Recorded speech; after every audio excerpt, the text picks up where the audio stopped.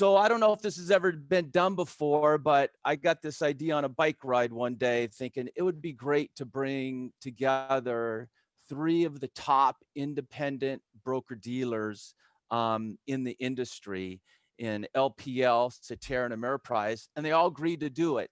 And I was thrilled by that opportunity. So I think you're in for some great information, a great opportunity to ask some questions, tough questions in the chat box, and really an opportunity to hear from 3 of the best and smartest people in the industry representing their specific broker dealer. So for the sake of this, I'm going to ask you to raise your hand, acknowledge you when I introduce you, but I'm going to introduce first Scott Posner from LPL.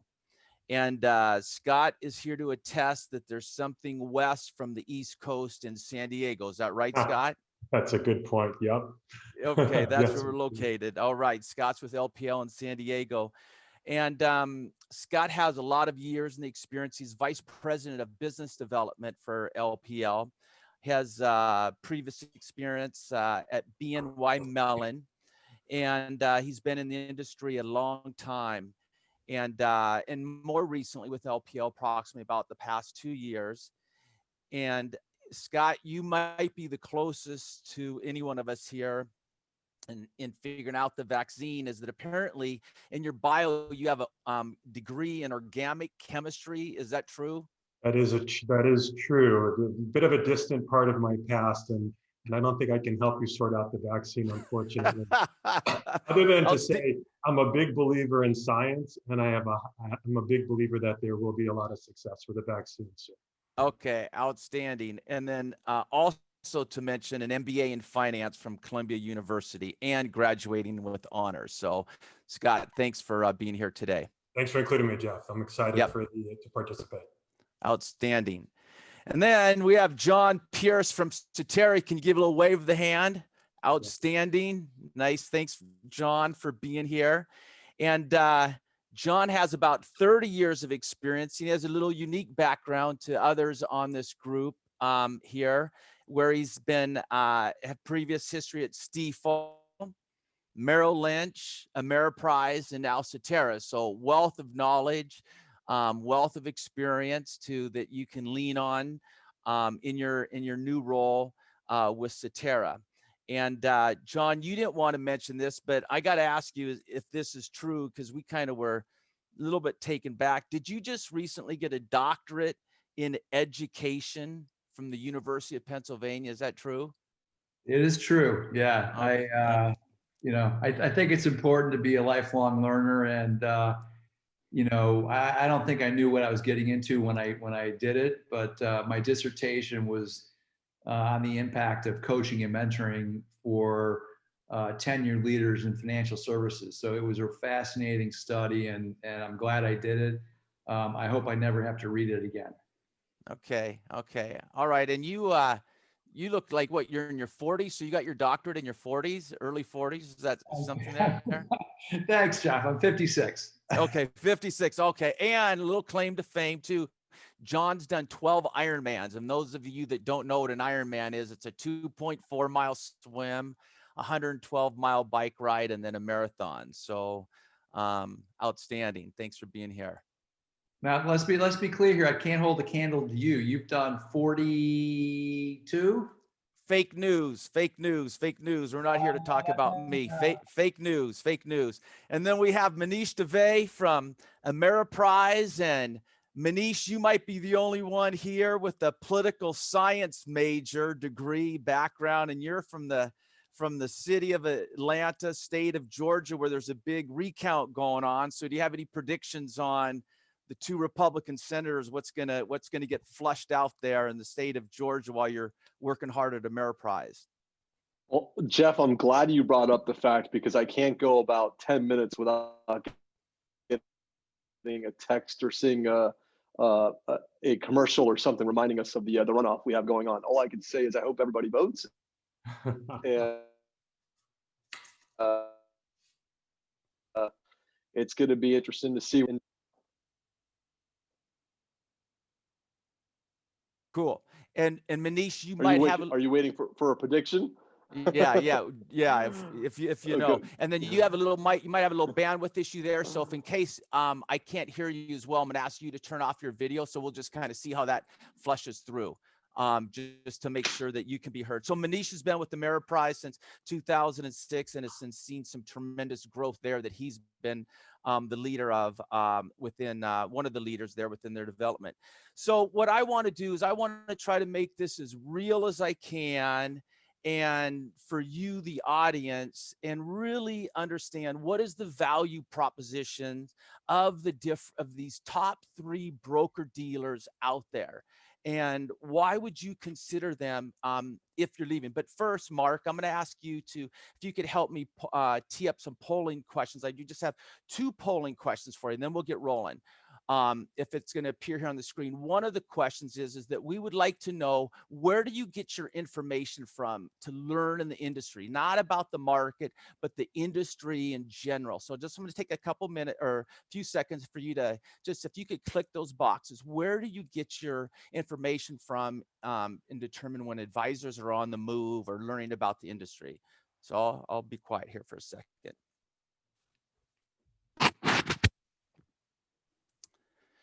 Okay, great. Question 2, and then we'll get rolling. Why don't you post question 2 up there on the screen, Mark? So where are you in your transition journey, just to give us an idea so I can try to take the next 45 minutes in that direction? Are you just starting out, finding out what a different broker dealer has to offer? Or are you just doing research? So give us an idea where you're at in the process of you potentially looking at making the next step in your situation. So if you can just take a second and click one of those bubbles or 2 of those bubbles, that would be great.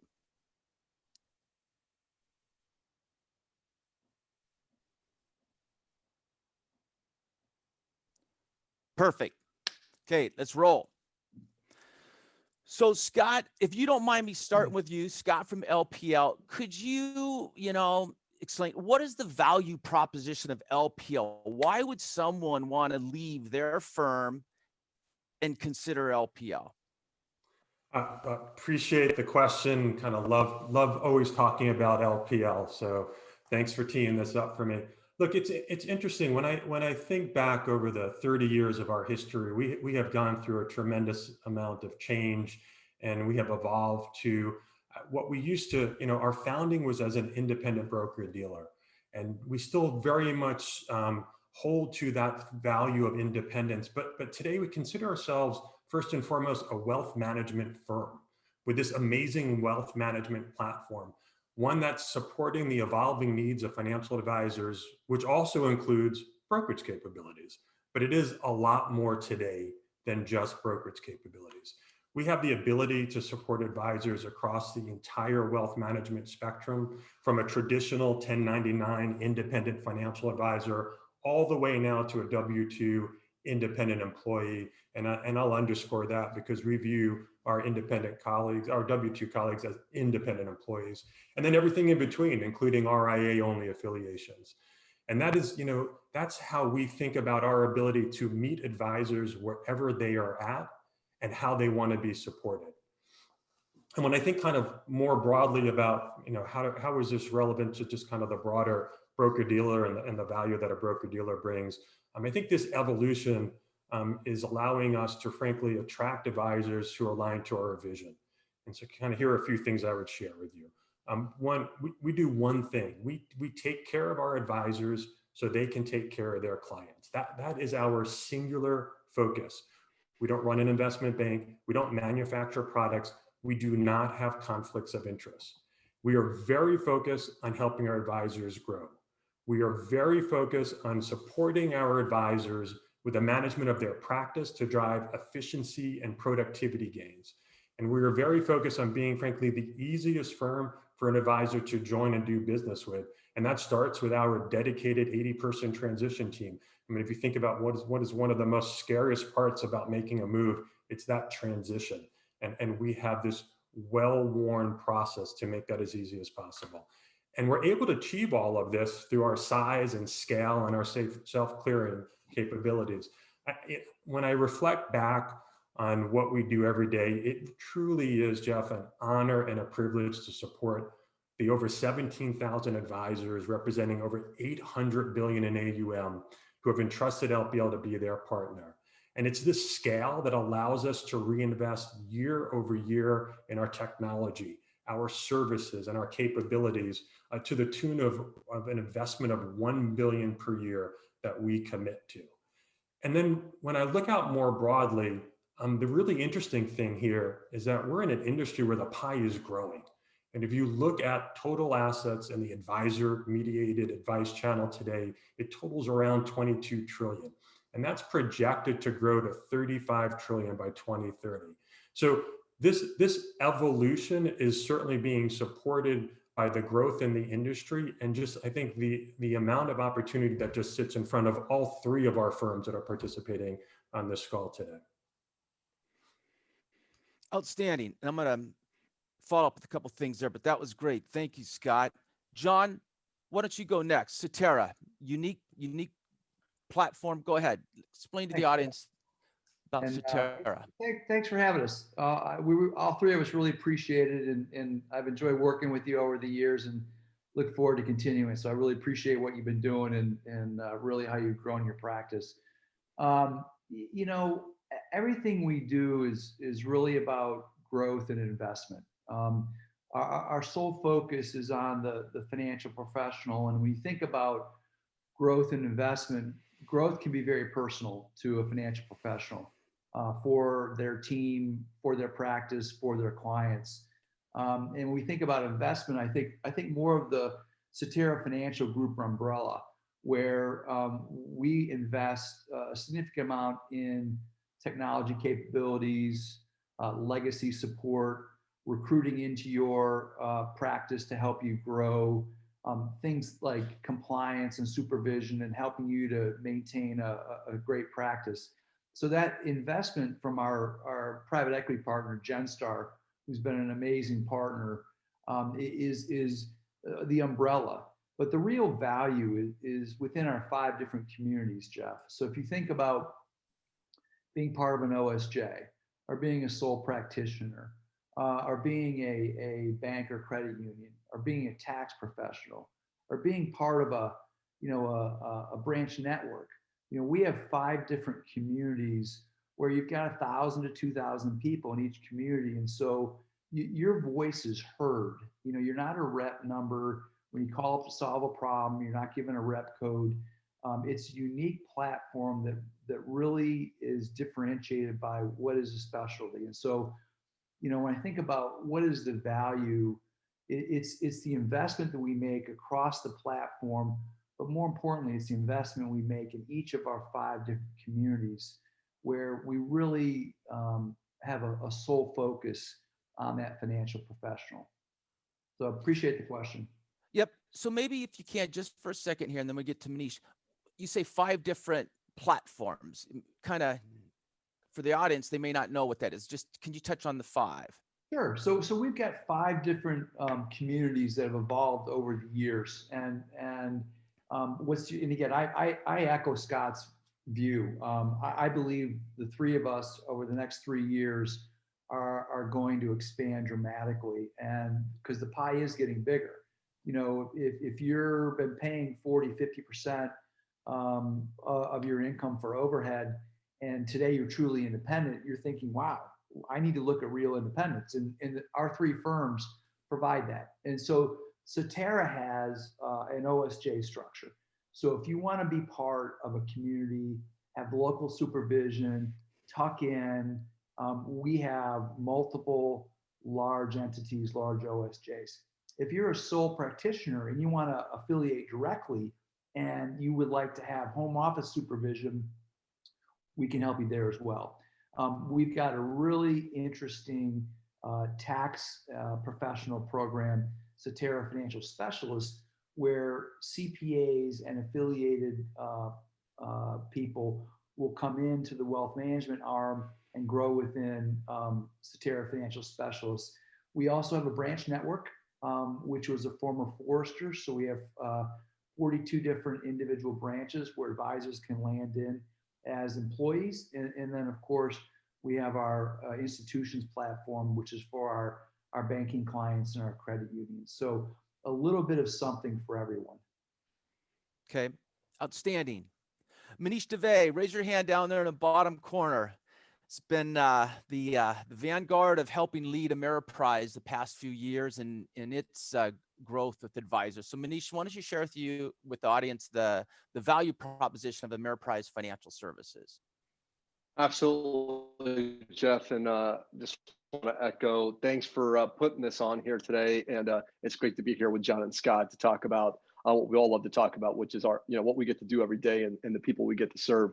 The Ameriprise story has been around for a long time, but it's interesting, Jeff. Sometimes people aren't familiar with it. We've been around since the late 1800s, so 125-year history. While we've flown different flags over the firm in terms of the name of the firm, the mission really hasn't changed from the late 1800s, which was how do we help hardworking Americans who save for their retirement continue in their retirement 8 days, spending that money the way they want and having a confident retirement. For many years, we flew under the American Express banner, and then in 2005, Ameriprise was born. And we have 3 channels where advisors can affiliate with us. We have about 8,000 advisors who affiliate with us as a 1099 on what we call the Ameriprise franchise channel. About 2,000 advisors who affiliate with us through a traditional W-2 channel in one of our 170 offices across the country. And then we just have recently really forayed into the institutional space and helping some banks and credit unions across the country.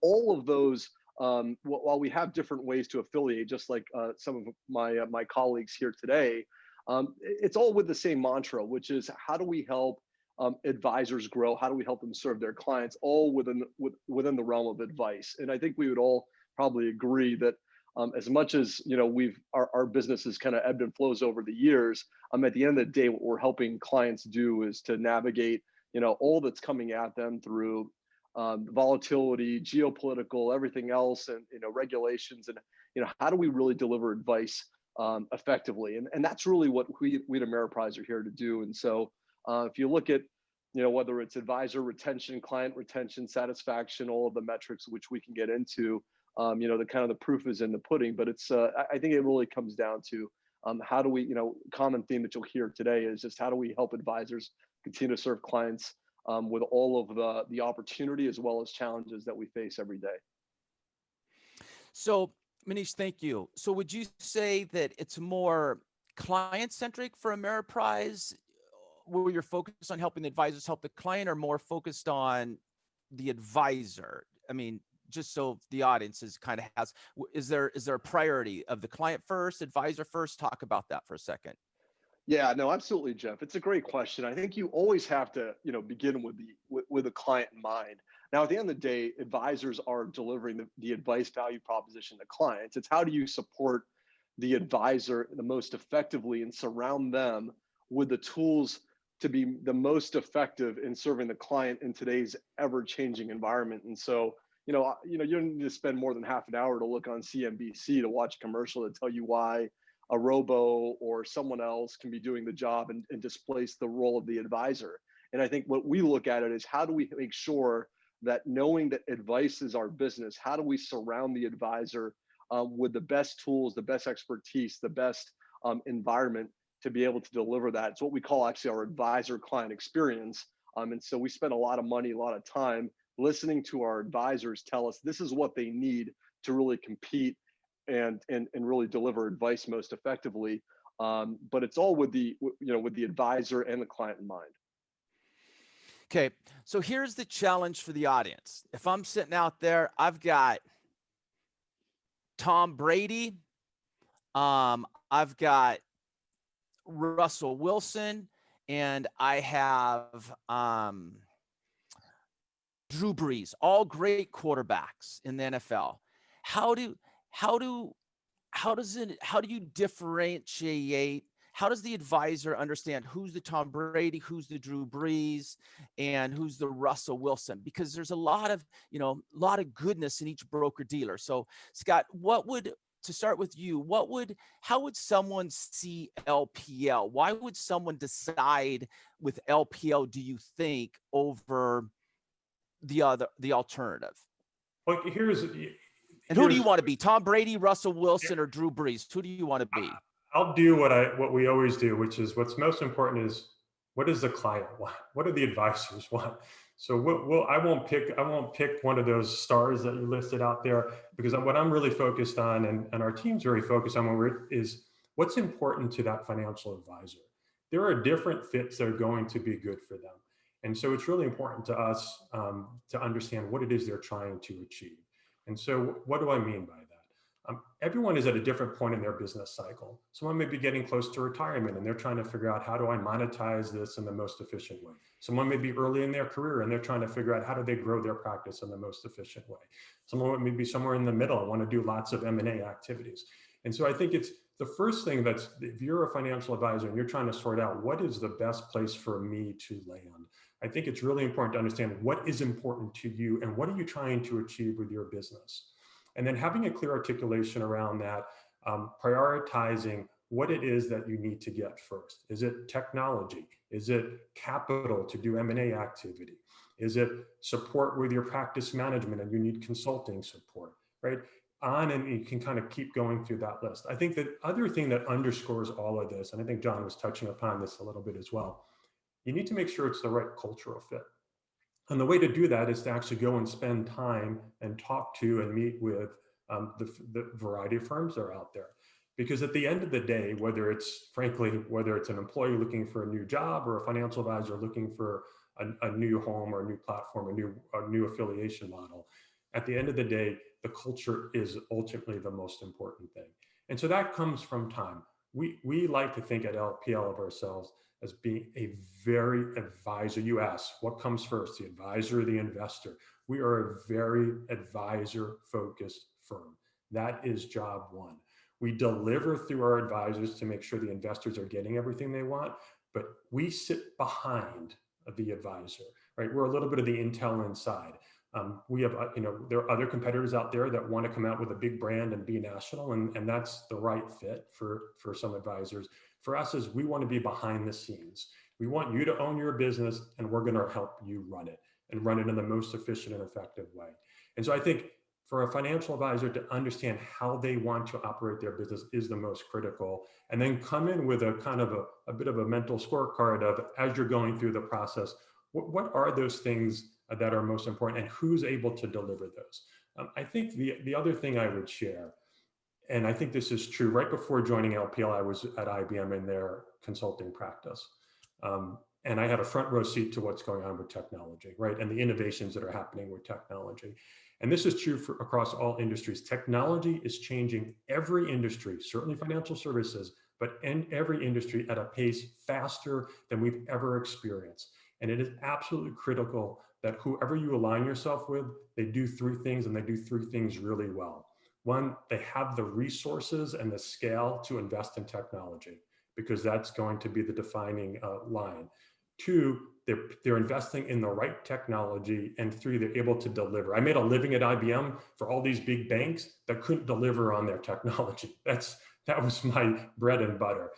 The reason why one of the primary reasons I joined LPL, in addition to the culture being the right fit and being very entrepreneurial, was also that they delivered on their technology in the most important way.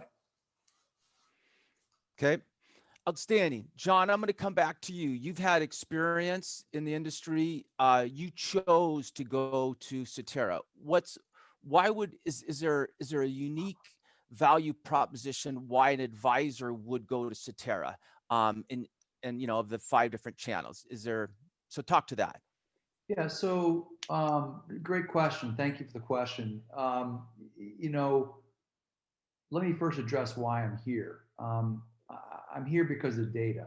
And I learned a lot working with Manish at Ameriprise, my first taste of independence. And it's really clear.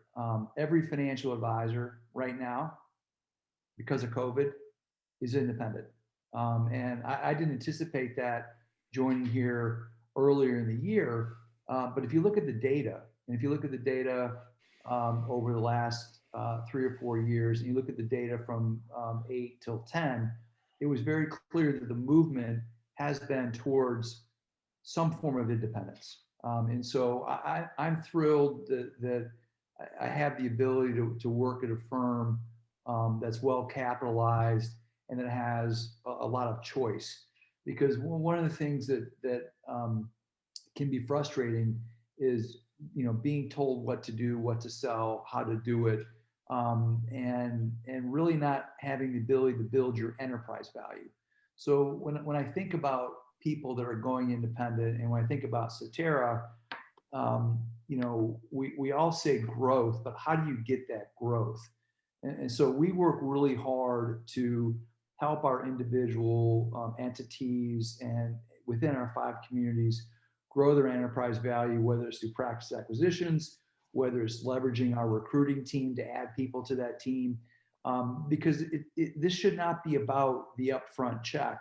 This is about the enterprise value that you can build as your legacy, and then having a final liquidity event or exit strategy. And I think when you talk about unique and uniqueness and value proposition, it's really about the financial advisor, and it starts and ends with listening to her, listening to what are her needs, what are her goals. Growth is different for each individual, and delivering on that growth. Because we have 5 communities that are small, the advisor has a voice at the table. And I think too often, especially with the wirehouses, they have no voice, they're muted. And when you have a voice, you can affect change and you can help to deliver better results, which in the end, help grow your enterprise value.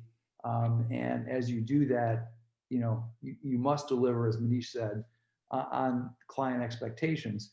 But COVID has changed our world, right? Client expectations are dramatically changed. And I concur with Scott. Technology, digital, social, they're all critical. And I've been thrilled to see GenStar making such an investment in those 3 key areas at Cetera. Okay, great. And I'm going to come back to that. But Manish, you've been in Ameriprise a long time, and you've chosen to stay there. So there's a reason why you've stayed with Ameriprise. You've seen it go through its evolution. Tell me why someone would want to seek out Ameriprise or go to Ameriprise as a broker dealer. Yeah, no, absolutely, Jeff. And all I'll try to do too is differentiate Ameriprise vis-a-vis the industry. And so I think very simply it comes down to this: if we compete on the ability for Ameriprise, our value proposition, the ecosystem that we've built to either help grow advisor practices faster than any other firm out there. And that's really what it comes down to. And so you take a look at the 10,000 advisors, our average productivity is just shy of 700,000 per practice. The average Ameriprise advisor over the last 10 years has been growing at 8% productivity growth per year organically versus 2 to 3% in the traditional space.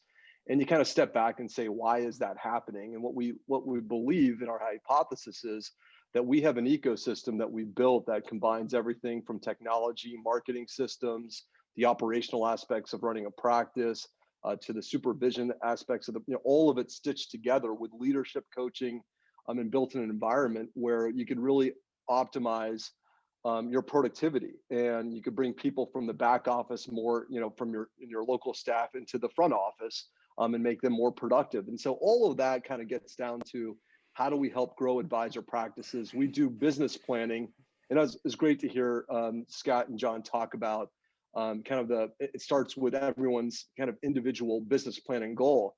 We do business planning with over 95% of our advisors, and that's kind of where it all starts. And so if someone comes to us and says, here's what my plan is, then it's a matter of, it's nice to have a plan, but if you don't actually have the resources or the expertise to execute it, it's just a piece of paper. And so how do we actually then surround our advisors with the resources and the support to actually execute on that? And so that's what we are constantly working on. And, for me, Jeff, for someone who's been, in this industry, in the space for 23 years, and this is the only business that I know. I just love the firm's commitment to continuously investing, innovating, and kind of thinking about how do we help advisors grow their business, and kind of doing it in the ways that I talked about. Okay. To the audience for a minute, there's a chat line to ask questions that we'll be able to pose for you during the course of this. But Manish, coming back to you for a second. So rather, I'm going to pin you down if you don't mind. Okay. So we can say this, but to prove it. So how do you help the advisor grow? So you can say you help the advisor grow, but then what do you do? What does Ameriprise do to help the advisor grow? Yeah, so let's just kind of go back, Jeff, to that business plan. And so let's just say an advisor says, you know what, I haven't been acquiring clients at the clip that I want to. I want to do more in that realm. Help me, really look at my marketing systems and whatnot. We've got over 50% of our advisors engaged in a coaching program in any given month. And so if an advisor engages in a coaching program around marketing, it could be taking a look at how do we drive more traffic to their website, looking at their social media profile, looking at we'll do over 12,000 events a year, obviously 2020 being a little different. That's just one realm of it. It could be on the practice acquisition kind of front and saying, hey, listen, I want to bring someone into my business as a potential junior partner or as a practice that I want to buy, and putting together actually a sourcing plan or an active plan, tactically actually helping them go out and execute on that. Kind of going down the realm of it could be advice that they want to bring into their practice and that they want to do more financial planning, and that's something that they've got a passion around. And it's in a lot of that could be our peer-to-peer programs, Jeff. It could be kind of the turnkey systems that we've got already kind of through technology that we enable. And so I think though, what would really probably differentiate it the most is just the human beings that we actually have in the field or in the corporate office, really getting hands-on with advisor practices, and really connecting them to execute on their business plan wherever that may be. But it's it's all of that. When I talk about that ecosystem, I know you and John are active competitors. I use the analogy a lot about Peloton. It's like you kind of think about what Peloton did. It's how do you have a good machine with good music, with a world-class trainer and some really good metrics to optimize your output. And that's and that's something that we're trying to kind of create, and the proof is in the numbers. Obviously, as I mentioned, the growth numbers kind of stand behind the fact that those elements come together and actually bring that growth to life. Great. John, I'm going to put it back to you. So I can't say it's fake news because it's proof that you've done 12 Ironmans. It's proof that you've got your PhD in education and leadership and whatnot. How does Cetera help that person grow? What if because you'd said earlier as well, you want to help that advisor grow. That's part of the value proposition. How be specific with me if you can, or as specific as possible. Okay, sure. So growth is personal, right? Every advisor has different goals, different objectives for themselves, for their family, for their team, for their clients. And so if you take the perspective that growth is personal, what we do is we think about growth within each of our 5 communities. And so whether it's our business consulting program to do business plans, as Manish alluded to, or whether it's our practice acquisition program, where we will not only fund acquisitions, but will help to source them. If it's recruiting into your team, using our recruiting team to add advisors to your practice, whether it's really helping you to maximize social and digital. So social and digital are real, they're not going away. And COVID has proven that our clients want to communicate differently. And so helping that advisor to be better connected with their clients through digital and through social. There's different levers in every one of our communities, but the Cetera Financial Group themselves has these main levers. And so We'll help you to maximize your website. We'll help you to maximize your social. We'll help you to think about what can we rework within your business plan so that you're not growing at, so you think about, okay, I'm going to double my business in the next 3 years. How do we actually conceptualize that, and how do you execute on it? And so we do that through capital investment. We do that through business consulting. We do that through the different growth programs that we have within the 5 communities. But there's also, and COVID has just really blew this up, peer-to-peer sharing and peer-to-peer communities that are organic, where we're sharing what's working, what's not, best practices. These are all levers to growth. But Jeff, it really does go back to the one-on-one, face-to-face, or Zoom. What really is your objective? What really do you want to do? Because growth is personal, and growth actually is different for each person, right? Growth may be for some person, I don't want to work 5 days a week. I want to work 3, and I want to make a little more. It just depends. So it starts by listening, and then it's about developing the plan. And the nice thing about a well-capitalized firm, like all 3 of our firms, is that we have the capital to help our advisors grow. And at the end of the day, it's really about how do we increase your enterprise value, because you are independent, and your enterprise is your most valuable asset for your family. Okay, great. And I'm gonna come to you, Scott, the same question, but I want you also to think about this question for all of you. How do you treat an advisor that's out of protocol from another BD? So I want us to discuss that for a second after the question. But Scott, LPL, they just introduced a W-2 channel that a lot of the audience might not be aware of out there. They've got an RIA channel, independent channel, and now they've introduced a W-2 channel.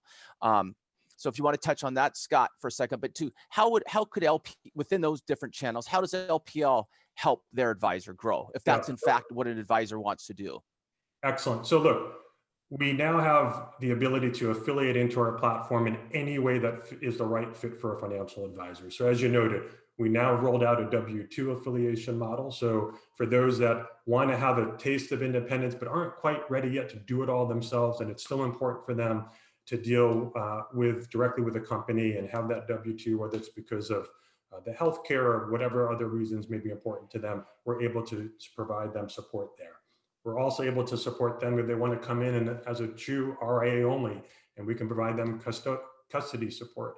We do that today for over 400 billion in AUM. So we're kind of a sleeper in that space. We haven't been promoting it until this year, but we're definitely getting more known for it, and we will be over time. I think the other thing, obviously, truly our independence is still there. The other thing that we launched at the end of last year is what we call our strategic wealth services. So that allows an advisor, whether they're coming out of a wirehouse or an existing RIA or in the independent channel already, that they want to either get to or stay in the independent channel, but they want more support.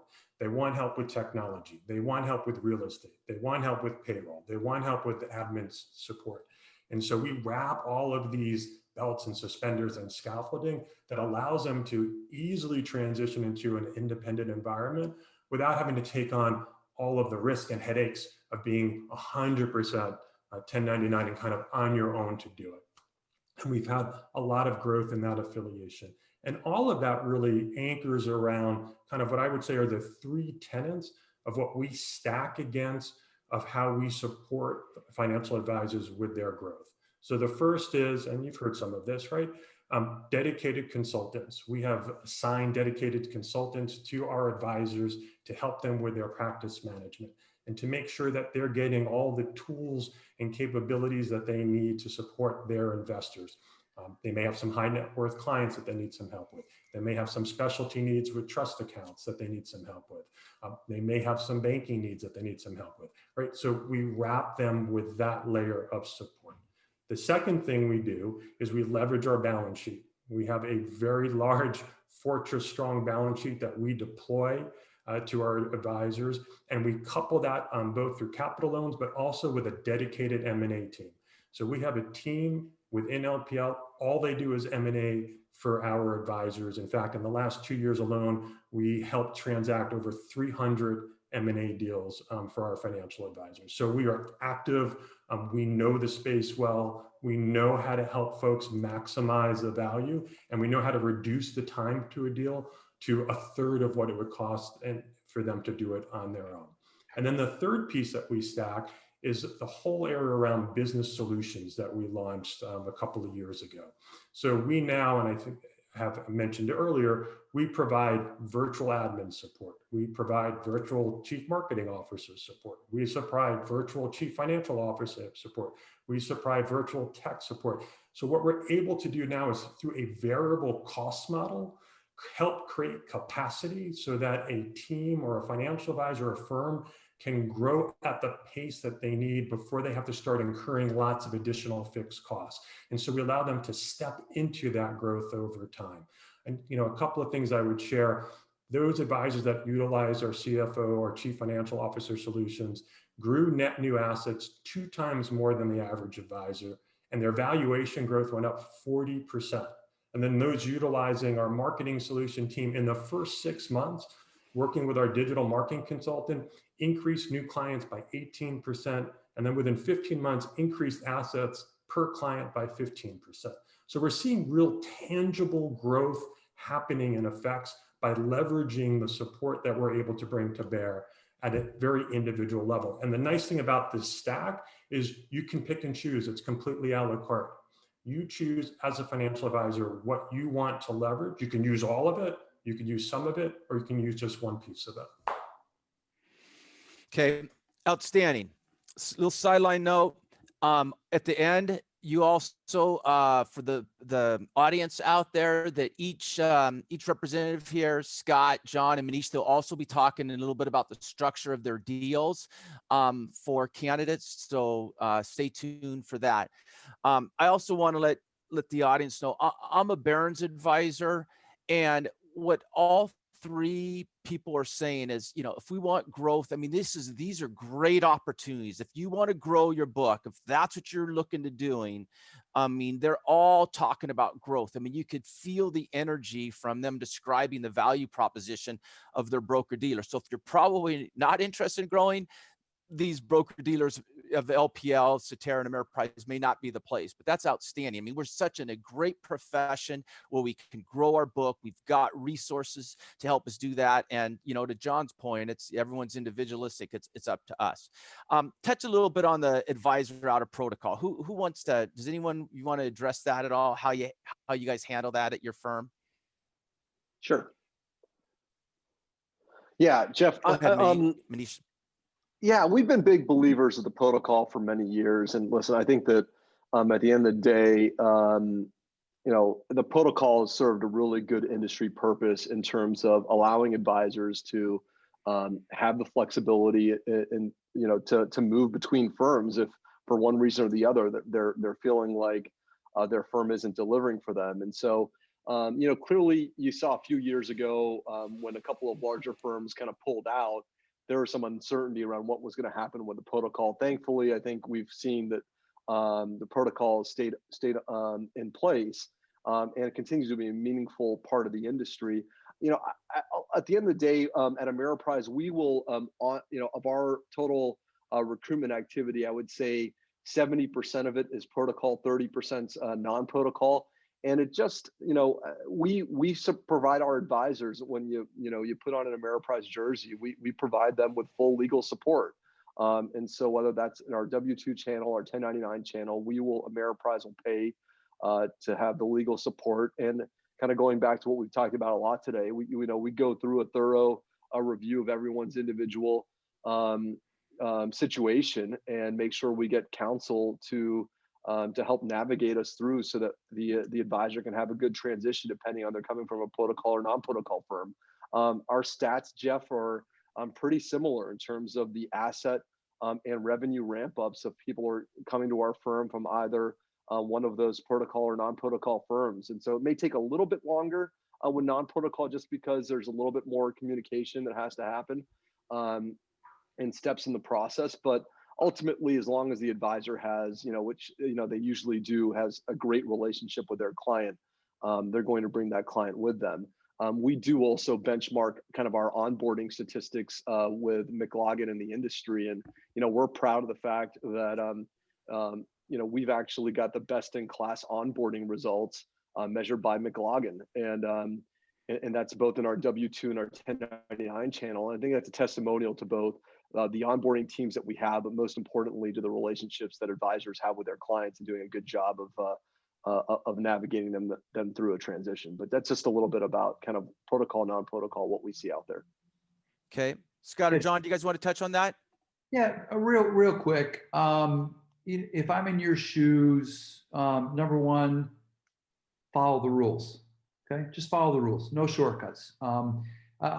All three of our firms do a terrific job onboarding advisors. I'm very proud of how quickly Cetera has onboarded the advisory assets of new advisors that are joining us.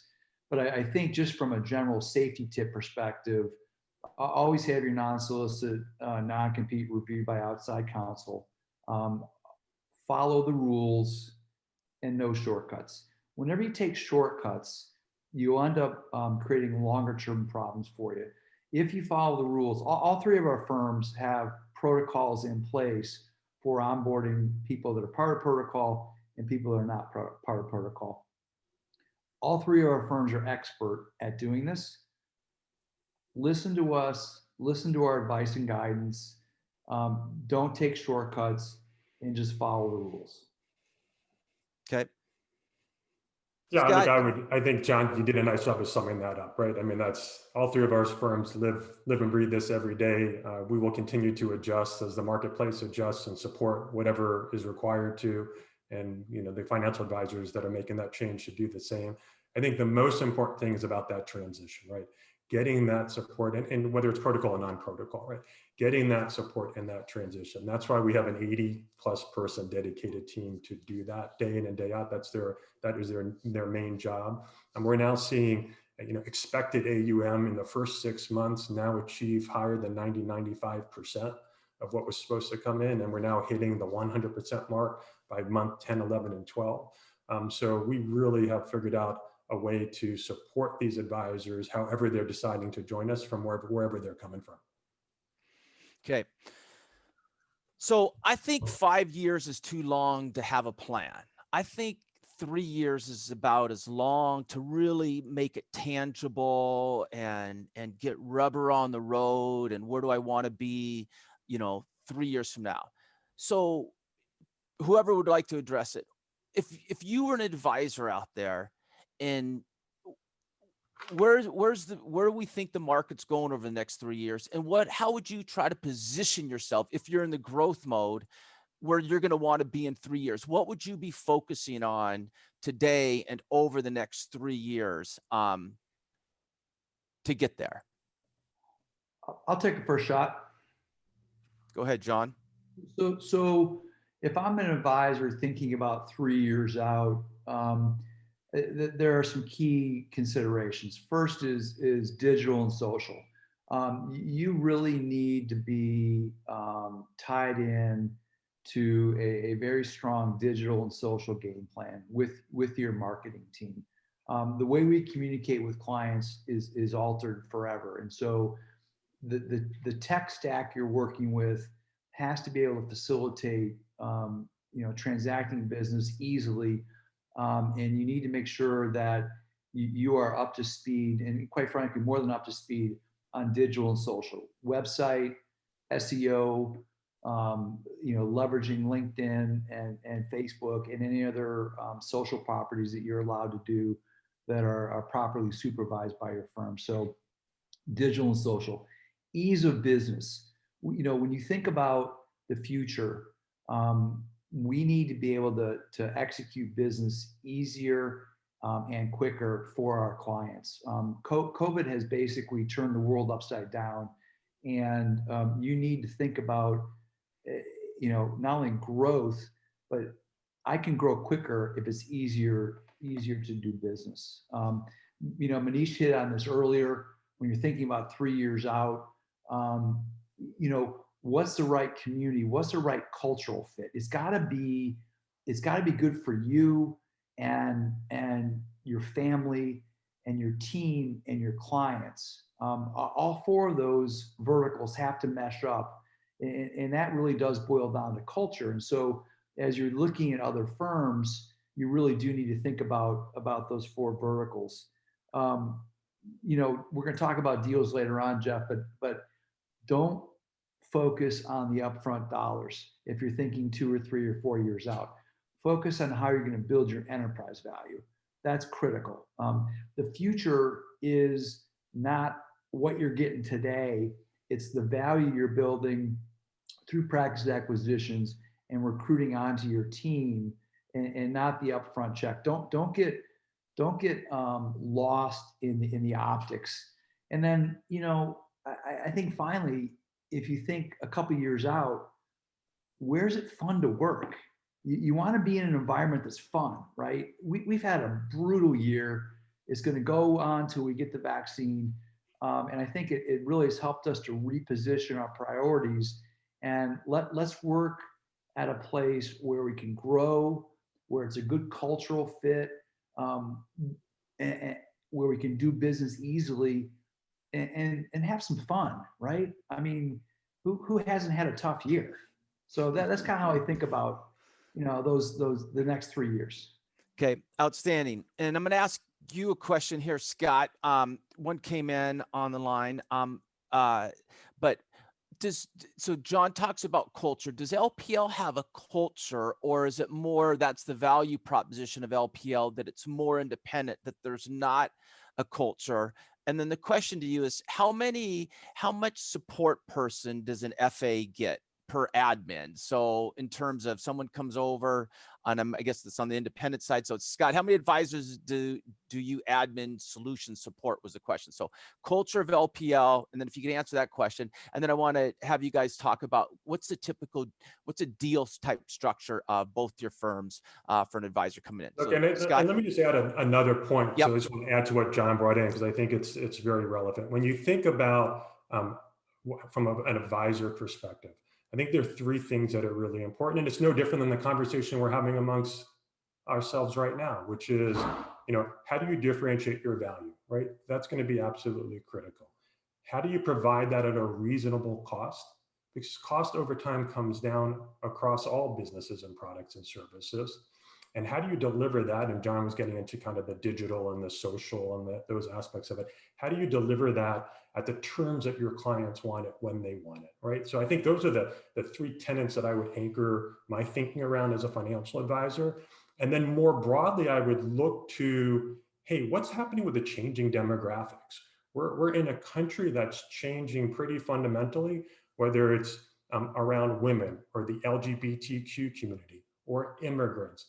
There are some very important and unique opportunities that will require a different way of providing services than perhaps in the past. And so I think a lot of these things are kind of coming together at this confluence of a juncture here. And so maybe we're at a little bit of an inflection point. Maybe we're at the very early curve of it. We'll see.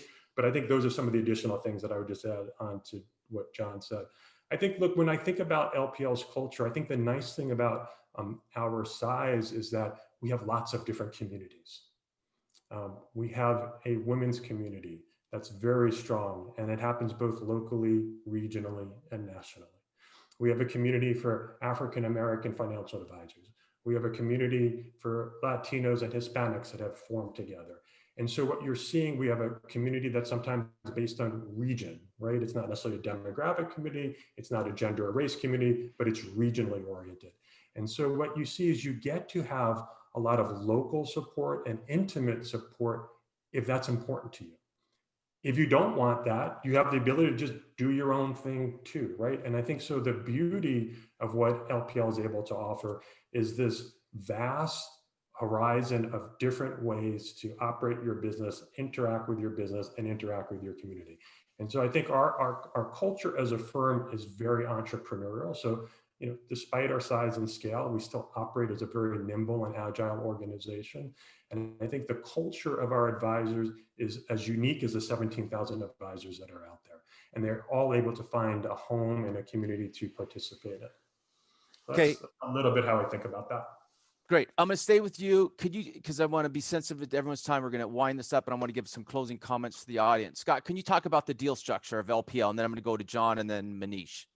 Look, I think as I mentioned earlier there, and you noted it as well, Jeff, right? There are a variety of different ways to affiliate with LPL, right? Whether that's the traditional independent, whether that's the supported independent through our strategic wealth services, and where we're providing real estate and marketing and branding and technology and admin support, whether that's as an RIA only, where we're providing full custody services, or now as a W-2 employee, and with a heavy emphasis on independence. And so I'd say, look, each one of those has a different structure. Each one of those are set up to support whatever it is that the advisor is trying to achieve, and they're all unique. And so there's not one size fits all here. There's not one deal offering that fits all. They're all are unique, and we actually handle those on a one-on-one basis with each of the advisors. Okay, thank you.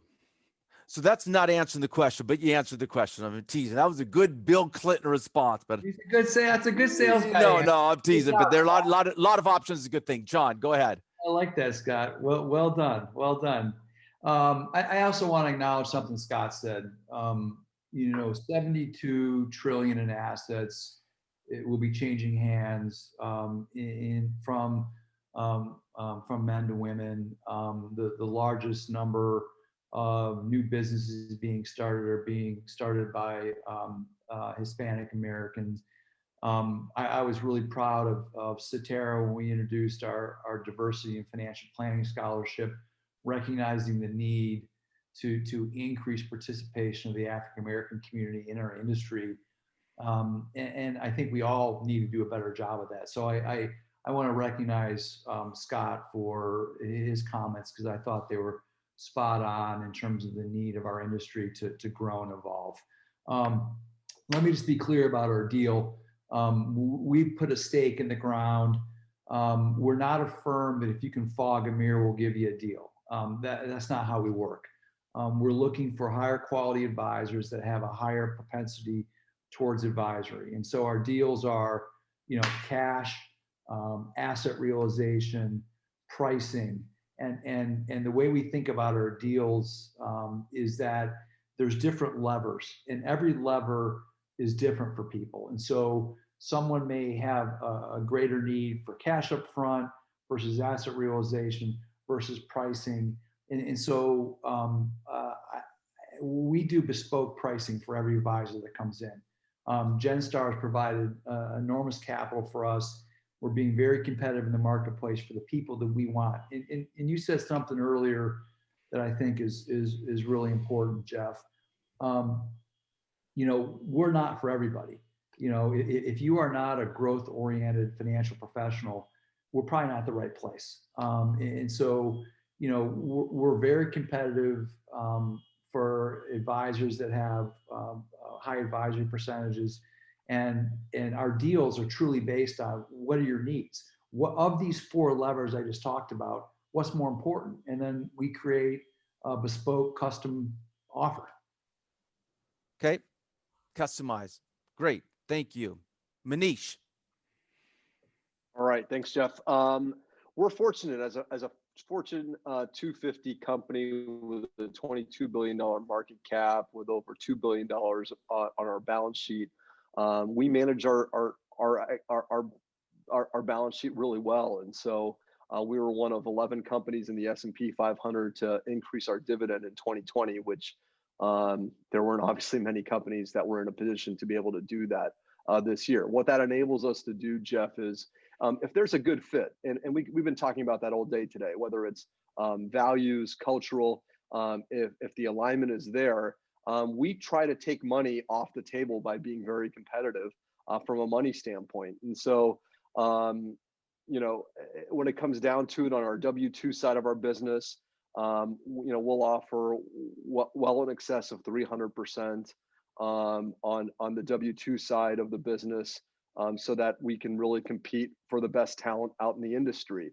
On the 1099 side of our business, we're looking at 1 to 2 times, up to 2 times trailing 12 in the form of some of the levers that John talked about, whether that's upfront, asset awards, different types of kind of bogeys as we go there. And so ultimately, Jeff, what we're trying to do is, if there's a good fit, we try to figure out how to be really competitive on the economic side, because at the end of the day, we're not looking to be the biggest system out there. I mentioned we've got almost $700,000 per average advisor productivity. We want to grow that. We don't want to be the biggest. We want to have the most productive, managing nearly $1 trillion in assets. I think we can do that while not having to, necessarily bring on, thousands of people a year. And so that's what we're looking to do, kind of from a transition and deal standpoint. Okay, outstanding. I'm going to close it out here. For the audiences that are out there, 3 great broker dealers. I appreciate how you guys, Scott and John and Manish, work together and support one another and represent just a top quality broker dealer. It's makes me proud to be in the industry, and that's certainly having you guys here. To the audience, how we can help you at 3xEquity is, if you reach out to us, you can reach out to us anonymously. If you want to find out more about each one of the broker dealers here on this WebEx without actually reaching out to them specifically, you can reach out to us and we can introduce you to the appropriate broker dealer or all 3, to their regional recruiter in your area. So to consider all 3 would be outstanding for you if you're thinking about the move. And if you left the firm you're with, you definitely would be going to something, not from something. So with the quality and the value proposition of Cetera, Ameriprise, and LPL. So appreciate you coming out here. I hope it was helpful. Look for a follow-up from 3xEquity. This will also be hosted on our website at 3xEquity. And to my 3xEquity team that helped put this together and structured it, the first one ever, and there'll be another one in January. Thank you to all of you. So Manish, Scott, John, thanks for trusting the process. Thanks for trusting each other. And let's go get them in 2021. Thank you, everybody. Awesome. Thanks, Jeff. Really appreciate it. Yeah. Thanks, Jeff. Have a great holiday, Bye-bye. everyone. All right. Take care. Bye-bye. Bye-bye.